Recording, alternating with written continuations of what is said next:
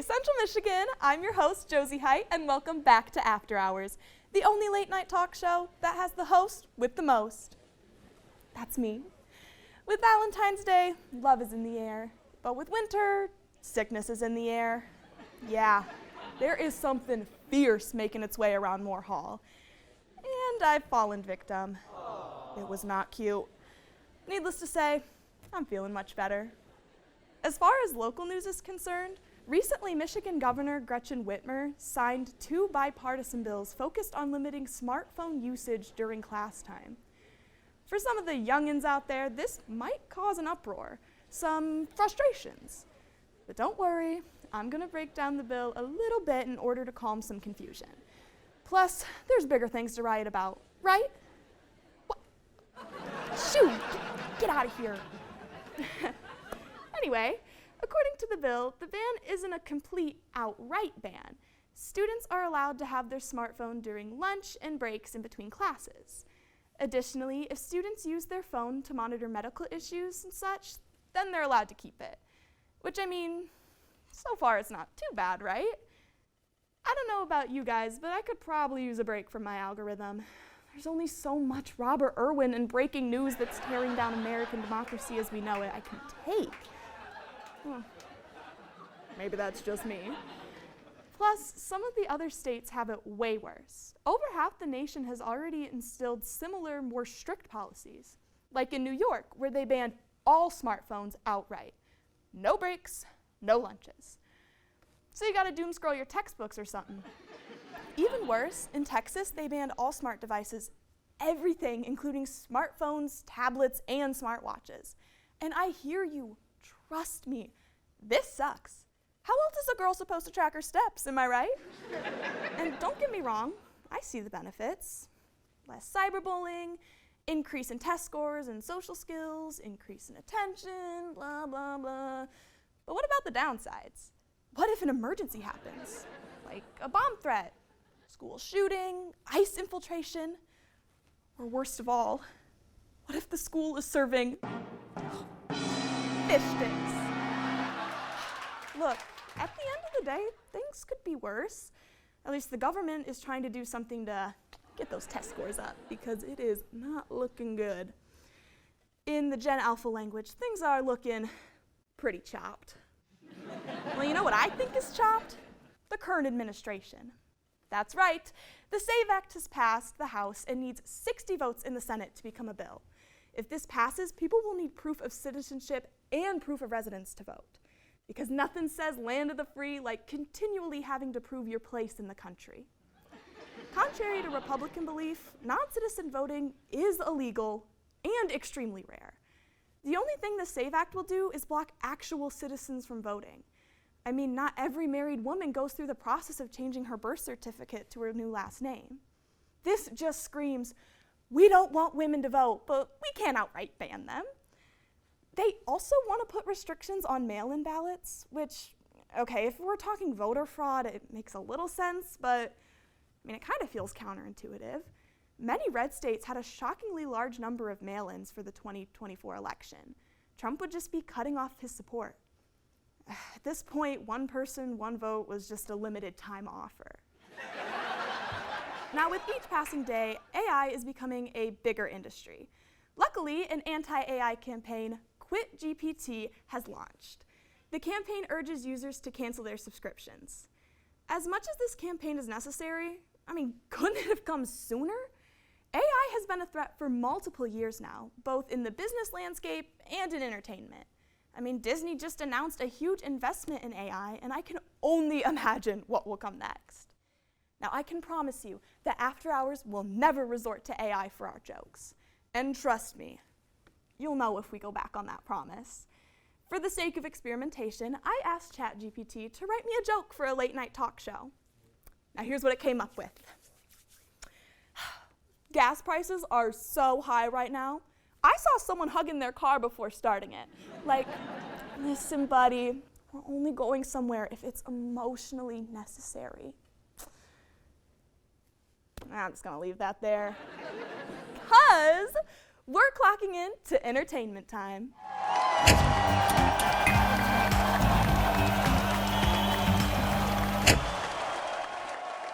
You guys want to talk about entertainment? Well, what's more entertaining than the Super Bowl? And now, I'm not talking about football. I don't really care much for sports, if you ask me. I'm talking the Super Bowl halftime show. Last year set a high bar for any performer to come after. Kendrick Lamar came in on fire, playing hits from his entire career, not to mention a surprise guest like SZA and Samuel L. Jackson. On top of that, he was able to frame the whole show into a political message about the divide in America. That's a tough act to follow, but Bad Bunny came out swinging. But I gotta make one thing clear. All jokes aside, didn't understand a single word he said. You'd think 3 years of Spanish would have helped, but to be honest, I didn't even know what was being said in order to have a good time. My body knew the language, if you know what I mean. Unsurprisingly, the lack of English in the performance met a lot of backlash. So much so, Turning Point USA created their own halftime show event with strictly American performers performing in English, because it's America. We're not going to talk about the fact that Spanish is the second most used language in the country, though. There was a lot of talk about how many viewers were going to watch either performance. Obviously, many of Trump's supporters were rooting for Bad Bunny's performance to flop, but flop it did not. According to Nielsen Holdings, an estimated 124.9 million viewers tuned in for the game, which is only second to last year's performance, which had 127.7 million viewers. On the other hand, Turning Point USA's halftime show had about 19 million views within 24 hours of the YouTube video being uploaded, with an estimated 6.1 million viewers during the live stream. But wait, I can already hear the shout and the furious keyboard typing to defend the existence of the Turning Point USA's halftime show. And all I have to say is, la la la la la, I can't hear you. In other news, this week I have been slacking in the movie department. I did not watch a single new movie, but hey, I won't accept all of the blame.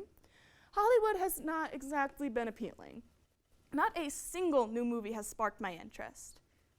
At least not in a positive way. The newest adaptation of Wuthering Heights came out on Valentine's Day, and I will not be watching.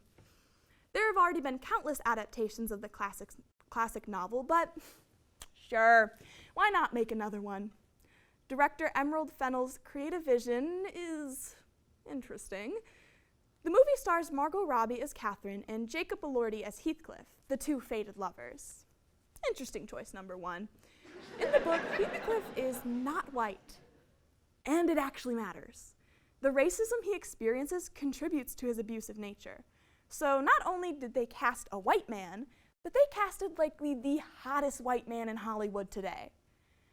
But I guess that casting made a little more sense when I realized that the book's complex story got turned into a glossy romance. The nuances of the plot got turned into overly erotic spectacles. Also, I've heard the movie neglects the entire second half of the novel. Spoiler alert, Catherine dies about halfway through, and her ghost haunts Heathcliff for the rest of the novel. That fact is a large part of what makes Wuthering Heights a staple of the Gothic genre. But in the movie, Kathy's death marks the end? Yeah, I don't know if I can get on board with that. Now, all of this is speculation because I have not and will not be hitting theaters anytime soon. So now that you guys are all caught up to speed, it's time for a quick break, but don't go anywhere. Coming up, we have some really cool guests. At MHUB, we are a 24-hour station that is broadcasted to the Mount Pleasant community. On Spectra Cable, channel 189. All MHTV content is made by students. MHTV is a great way to learn hands-on skills needed after college, as well as the opportunity of learning more of the executive side of television. CMU has 6 active productions: News Central, Central View Live, Summit Session Live, Morning Central, Sports Central, and After Hours. All student-ran and student-led. MHTV is a great place to get a head start on your future career or just as a fun pastime. We hope to see you at our next meeting. I'm not shaking. Should we promo MHTV and other shows right now while we wait? Yeah. Hey, if you're watching, you should go follow MHTV on Instagram, and you should go follow Morning Central on Instagram, and SSL on Instagram, and News Central on Instagram, and Sports Central on Instagram. Do we have any other shows? What's the After other Hours news? Instagram? What's the other news one? All right, showtime. That's it. Get your light on, boss man. My name is Adrian Castillo. And this is After Hours.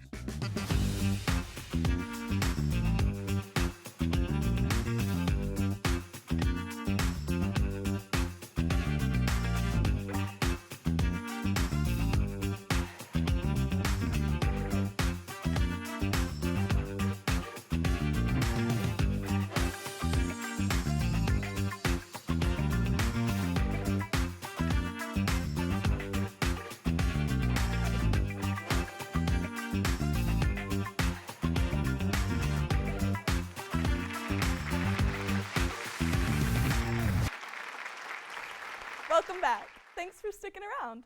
Our next guests are from CMU Ski and Snowboard Club. Please join me in welcoming Brendan Erickson, Jay Chiba, Connor O'Mara, and Sarah Birbussi.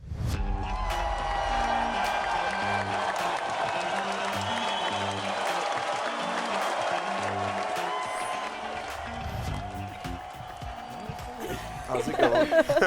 Hello, how we doing? Good. How are you? Great. All right, guys. So, I've been told some of you guys ski, some of you guys snowboard. So we got snowboard.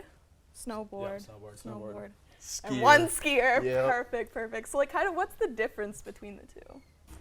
Personally, so I made 2 snowboards in high school, and I just recently tried snowboarding this year for the second time, and I fell a lot. It was a big difference because you got to use your toes instead of kind of your weight and the edges of your heels, and that's kind of how you carve in the snow.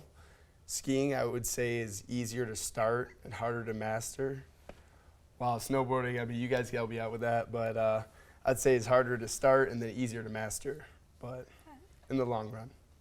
Yeah, personally, I learned how to snowboard first, so that's all I've done. My sister taught me, so that's all I know how to do. I don't know how to ski, so I couldn't really tell you the difference, but all I know, there's 2 skis and 1 snowboard. That's right. That's true. To put it simply, but yeah, no, there's a lot of technical differences for sure that come into play, but yeah. I've actually snowboarded my whole life. Well, not my whole life, but like since I learned, and my brother taught me. But I did try to learn to ski last weekend, and it was really hard. I had skis that were too big for me, and it was really hard. One of our treasurer went backwards down the hill and helped me do it, and it still could barely do it. So it's a lot different. Not the same at all. Yeah, for me, it's just a much different feel. I learned how to snowboard in high school just because I like to skate, and it's a similar movement. So I feel for me, it's just a lot of what you've done in the past. Skiing, I feel you'd be better at if you are a skater, like ice skating or something like that, rollerblading. Whereas snowboarding, I feel it's a more natural motion if you skate or longboard. So yeah. So how did you guys discover CMU's club? That's a good question. That is a great I'll go question. first. So my sister, she's 2 years older than me, and she came to Central, and I kind of played a little bit into me coming here and stuff like that. But she was in the club and she joined it, and I don't think she knew anybody when she first joined it, but she said it was a great time and that you meet a lot of new people, so she convinced me to join. My brother was kind of in the same boat as his sister, 2 years older than me. Got me to join the club, and it's definitely worth it from day one, even though I was debating on it personally, and now I love it, and look at, we're all kind of on e-board and enjoying it. Yeah, same thing for me. My brother's 2 years older than me, and he was on the club, and then I joined because Brendan convinced me actually to join. It wasn't even my brother. Yeah, for me, I was a transfer student when I first came to CMU, and so I didn't really know anybody. So, and I was looking at the different RSOs, and I've always been a big snowboarder, so I just figured it would be a good way to make some friends, meet some new people, and then yeah, basically since then it's been it's been a very big centerpiece of my college experience, for sure. So would you say, does this take up a lot of your guys' time? Is it hard to balance kind of the schoolwork and the club? Yeah.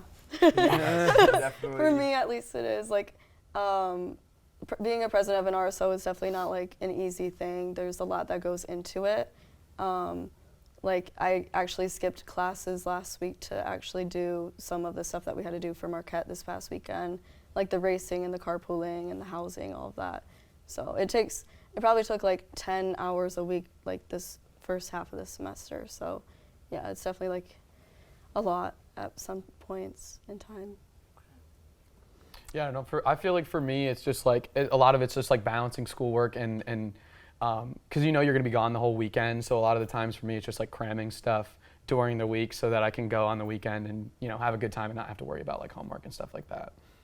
Yeah, Absolutely. Go Yeah. ahead. I would say the same thing. Get your homework done before the weekend, and even if you have a test or quiz on Monday or Tuesday, we have that time on Sunday to study, but not really time to finish up an essay if you haven't even started an essay due Sunday.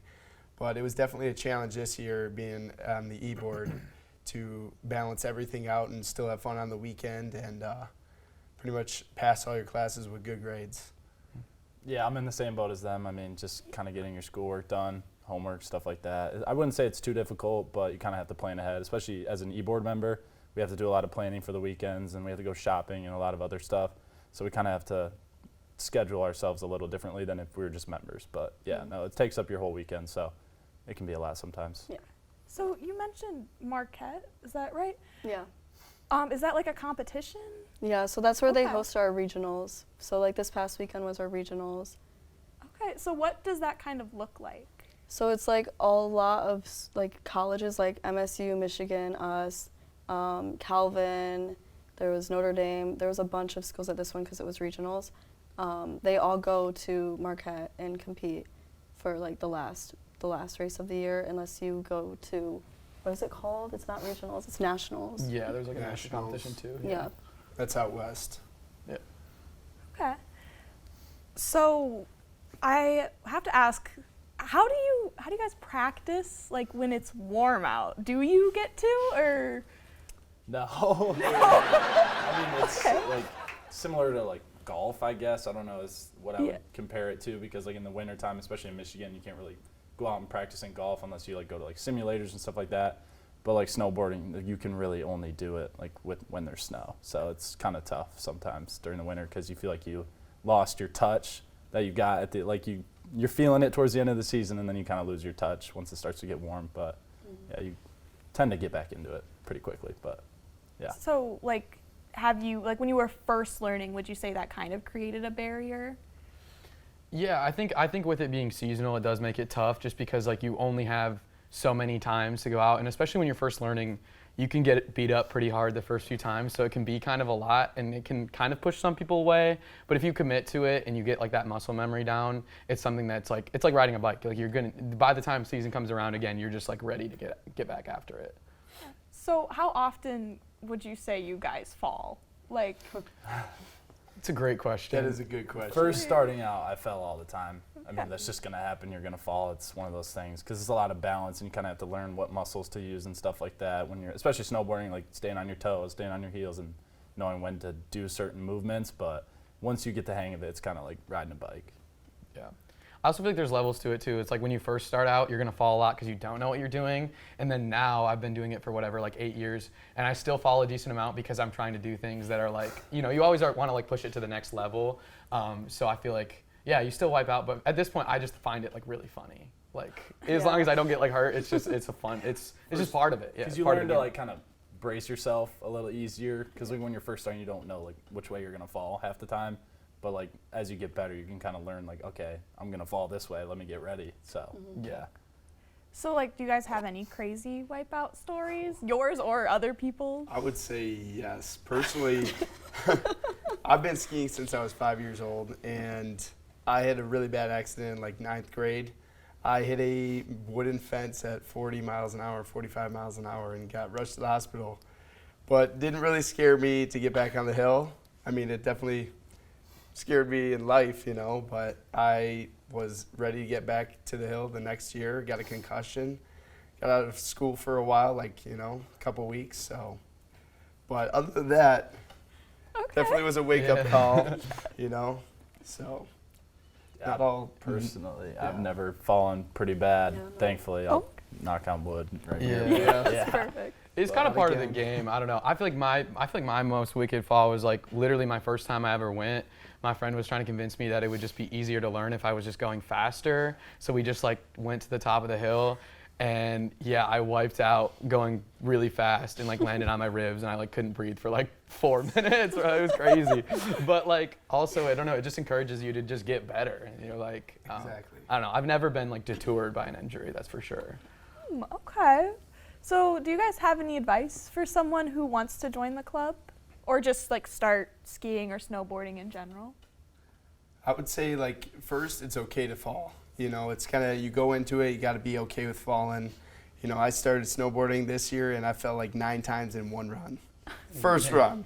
They were granted they were light, you know, light falls and light wipeouts, but you can't be scared to fall and then just get back up and keep moving forward.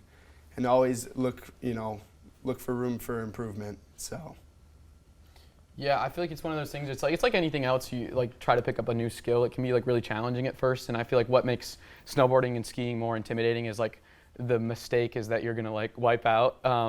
But that being said, I've known a lot of people that can pick it up really quick. So it's really just like a feel thing and a confidence thing too. I feel like. But yeah, we've had members on the team who had literally never snowboarded before and now are like active members and go all the time. So it is possible for sure.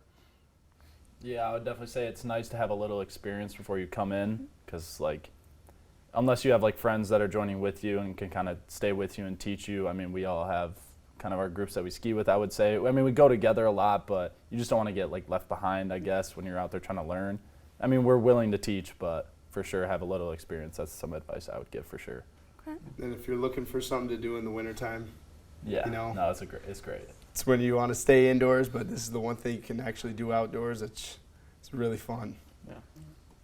I would say just like before the season starts for CMU, just go a couple times at home, get some lessons, and you'll do fine. Like that's how easy it is to hop in. And when is your guys' season?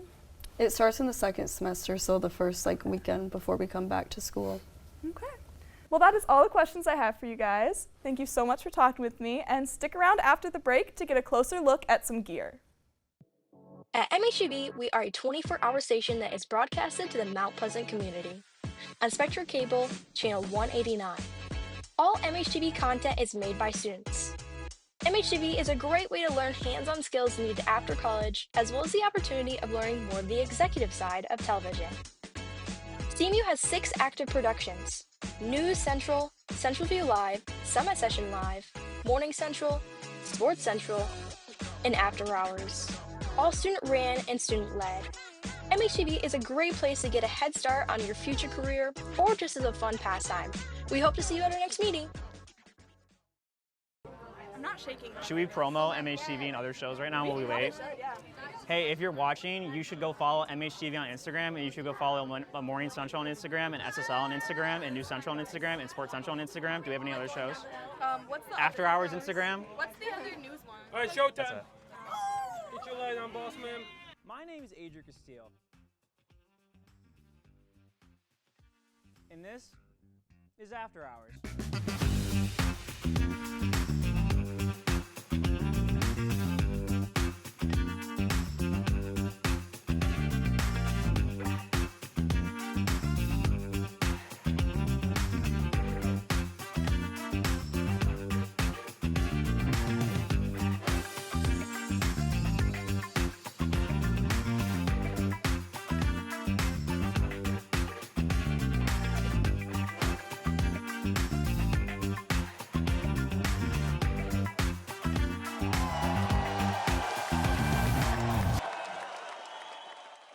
And we're back. Now, you guys brought some equipment. I see we have a snowboard here. Oh, So yeah. Can you kind of walk me through like some features? All right. So this is obviously the back of the board. It's really cool.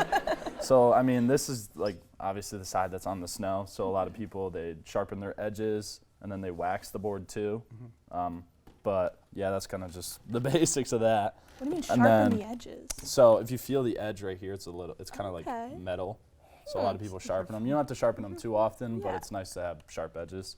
Yeah, because if they dull out and you're trying to like carve, your board will just like slip from under you. So you gotta keep those sharp if you can. Gotta keep them sharp. Carving is like when you see people like go down the hill and they're like side to side. It's like you're riding on the edge of the board. Yes. Yeah. Makes Yeah, sense. and then these are the bindings, obviously. I mean, this is where your feet go.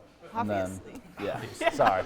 And then on here we have a nice little smiley face stomp pad, and that's kind of like for stepping because when you get off the lift, you take your back foot out so you can push yourself around.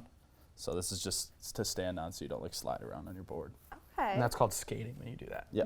You have your front foot like strapped in, and then you take your back foot so you can get up onto the lift and then get like to the next run. Okay. Yeah. So when you have like the straps, how hard is it to put on? Like how secure are you? Oh, I mean, try it on. Do I want to? Oh, sure. How do we do this? How do we do this? Put your feet in there. I'll help you. Yeah, just To step go- in there.